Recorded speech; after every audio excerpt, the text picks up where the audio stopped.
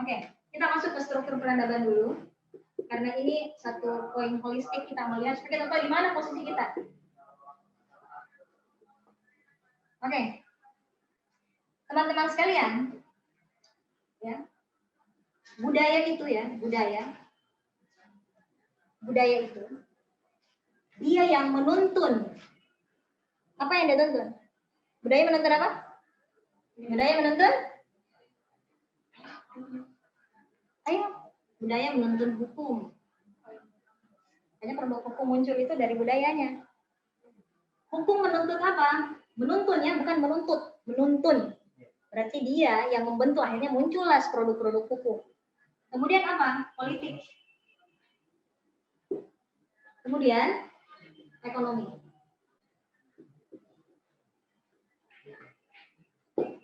Karena teman-teman akan gimana lihat kewalahannya seseorang. Dia bicara ekonomi tapi tidak mengerti apa yang membentuk budaya. Padahal ini tuntun-menuntun. Makanya perubahan sebenarnya itu nyaris tidak terlalu banyak, terlalu besar. Hanya itu terlalu karena cara pandang awal keliru sehingga yang di otak-atik mau langsung ke sini.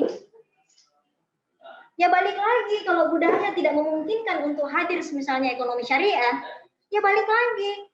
Dia secantik apa Anda sudah sebutkan, budayanya tidak matching. Dia tolak. Mental itu. Jadi hanya sebagai apa? Kitab. Bukan berarti jangan kaji, bukan. Tapi ingat siapa yang apa yang menuntun apa. Oke. Nah, budaya itu ya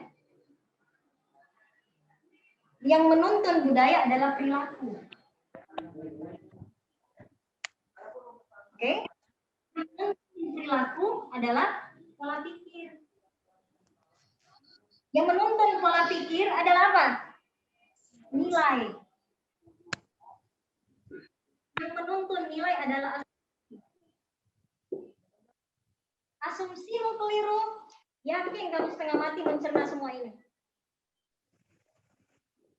Ini kenapa paradigma itu penting?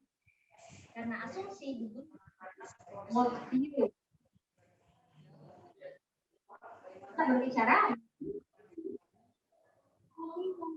hanya sekedar simbol yang penting ada nama-nama Islamnya. Bukan. Kita harus memahami Islam itu apa. Ketika teman-teman membunyikan sesuatu di sana, sementara Anda tidak paham tuntun-menuntunnya, apa membentuk apa, disitulah kekacauan awal. Berarti Anda mengejar solusi, ternyata Anda bagian daripada masalah. Ya. Wah, berarti tadi saya ngomong itu yang lain. Oke. Ya, afiliasi.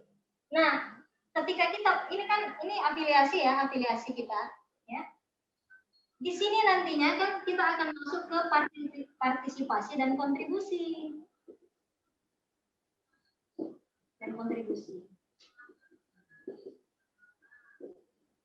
Ketika kita paham dimensi ini kan saya bagi tiga ya. Ya. Ini dimensi apa? Dimensi psikologi. Ini jadinya sosiologi. Nah, makanya kalau Anda membunyikan sesuatu, Anda lagi bicara di dimensi mana? Nah, ketika teman-teman sendiri nggak tahu yang dibicarakan orang lain itu dimensi apa, kita menjadi bingung. Makanya butuh kemampuan mengkategorisasi dia ngomong membunyikan apa, dia wilayah apa yang lagi dia cerita. Iya kan? Gimana kekacauannya? Orang bicara tentang ide-ide politik misalnya, iya kan? Karena dia nggak tahu dimensi sosial, dia lagi orang berbicara sosiologi, dia bunyi di wilayah sini. Makanya yang diserang apa? Personalnya. Padahal orang lagi bicara gagasan. Jadi itulah konflik-konflik itu kan nggak bisa diurai karena ketidakpahaman mengkategorisasi sesuatu. Kemampuan kategori itu ada pada kemampuan penalaran. Bagian daripada apa? Bagian daripada ulul albab. Manusia yang waras gitu. Itu namanya kewarasan. Makanya banyak orang yang banyak gitu. Ya, di sini mungkin nggak ada, di sini ada ya. Yang apa? Dia animal insting. Sosoknya manusia, tapi cara berpikirnya itu adaptif. Kayaknya marah gitu, mencaci gitu. Kenapa? Karena animal insting yang bunyi, ketidakpahaman, penalaran. Dan akal mendapat tempat yang apresiatif di dalam Al-Qur'an. Nah, ada mau dituntun apa tiba-tiba Anda bukan kambing conge langsung tarik-tarik aja, tidak bisa. Anda kalau nggak pakai akalnya sebagai tanda spiritual, kacau kehidupan ini. Kacau. Tiba-tiba langsung di gitu. Kucing aja kamu paksa makan. Tiba-tiba kue tart itu dia masih narik badan. Ya, apalagi manusia.